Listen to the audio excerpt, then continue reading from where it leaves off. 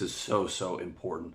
This was a major revelation for me last year. And what I mean by conditional happiness is putting conditions on what makes you happy. Like if you look at a little kid, like a little kid can be happy with food, playing with a balloon, hugging their mother.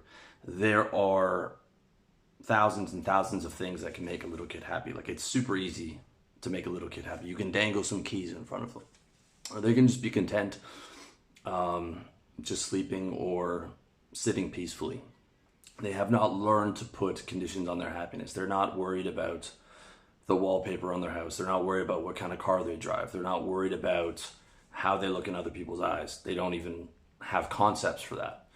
So it wouldn't even be possible to put those conditions on their happiness. And as we age, we are taught by society and by our parents, teachers, all these other people, all these conditions that we're expected to meet in order to fit in, but even more than that, in order to be successful, and then we feel like worthy of love if we meet all these conditions. And if you're a self-improvement guy, like I am, you probably have more conditions on your happiness than the average person. You're probably harder on yourself than the average person. Like, this whole video is just going to be an explanation of the concept of something that I'm not even really good at, I'll be honest with you.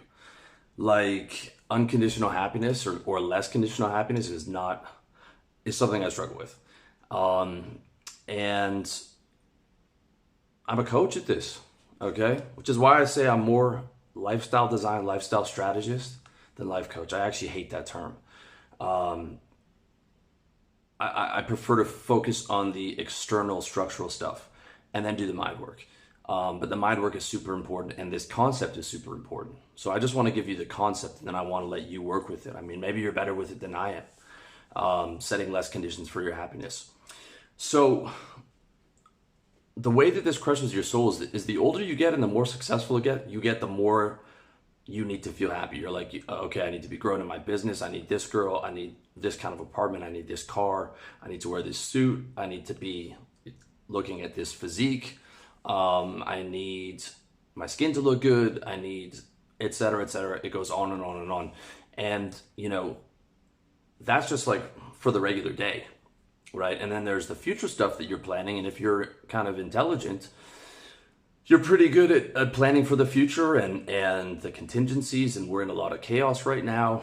And so that affects your happiness level as well. You're trying to predict all these things for the future and the currencies, all that kind of stuff, creating, trying to maintain that conditional happiness into the future. And if you can't see a clear path of conditional happiness in the future, or, you know, you've got a relative that's sick and that will affect your future conditional happiness, that all of a sudden affects your present conditional happiness, because you focus on so much on creating these structural conditions. So this video is really for you if you're tied into that productivity cult, like not wasting a spare moment, always achieving, always working. I mean, that's something that I was truly guilty of, and still am guilty of in some ways, falling back into that trap. And it's a battle to fight off that conditional happiness. That's why I want to give you what the aim should be. And again, this is I'm not an expert in this area. I feel like I'm better at understanding and the philosophy of it than I am at doing it in practice, but it is a work in progress. I'm getting better at it. I'm consistently getting better at it. And that's unconditional happiness, okay? And unconditional happiness is love. Happiness and love are the same emotion, whether it's for a girl or a cheeseburger or anything in your life. When you feel happy, you're feeling love. If you love something, when you're feeling love for that person, place, or thing, you feel happiness. Same emotion, okay? Unconditional happiness is where there's no conditions on your happiness. And I truly believe that the source of all of us is love. God is love. Where we come from is love. This place right here, these bodies that we're in are temporary, but our souls are eternal. And that's why we have that constant yearning, that constant craving for that joyful bliss and love and peace and warmth and calm, because that's our true nature. But it's difficult to achieve in this world when we're stuck in what Eckhart Tolle calls these pain bodies that absorb all these sensations and that can get hurt. And we're dealing with all kinds of crazy events and news and everything.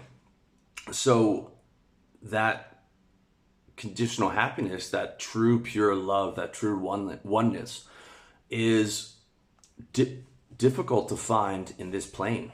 I don't know how many planes of realities there are, but I know that in this one it's difficult. But you'll see with like great beings like Christ, he was able to overcome that entirely. And he really only had two commandments: love God and love your brother like yourself. Okay, that is unconditional happiness at its core, because he's literally like, I'm not putting any conditions on my love. It's not like love God and love your brother if they love you back, or if they pay you back, or if they invite you to their birthday party. It's like, no, I'm removing conditions to happiness. I'm removing all the conditions to happiness, and I'm moving my soul towards that pure love.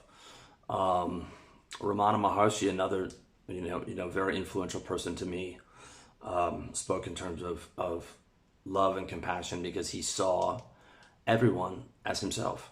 He removed the conditions. Okay, you can call this spiritual enlightenment, you can call it union with God, moksha. This is what I believe that the saints have achieved.